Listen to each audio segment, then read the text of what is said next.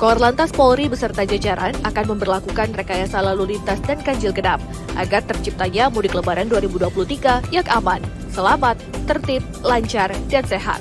Penerapan rekayasa lalu lintas arus mudik lebaran 2023 berupa kontraflow, mulai dari kilometer 47 gerbang tol Karawang Barat sampai dengan kilometer 72 gerbang tol Cikampek.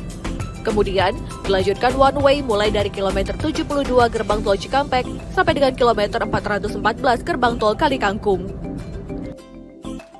Penerapan ganjil genap diberlakukan mulai dari kilometer 47 gerbang tol Karawang Barat hingga kilometer 414 gerbang tol Kalikangkung. Rekayasa lalu lintas dan ganjil genap arus mudik lebaran 2023 mulai diberlakukan pada Selasa 18 April 2023 pukul 14 sampai dengan pukul 24. Rabu 19 April 2023 pukul 8 sampai dengan pukul 24. Kamis 20 April 2023 pukul 8 sampai dengan pukul 24.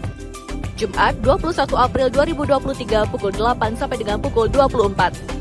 Jika terjadi kepadatan arus lalu lintas secara tiba-tiba atau situasional, Kepolisian Negara Republik Indonesia dapat melaksanakan manajemen operasional berupa diskresi petugas kepolisian. Dihimbau bagi pengendara untuk mengikuti rambu-rambu lalu lintas serta mengikuti arahan petugas di lapangan.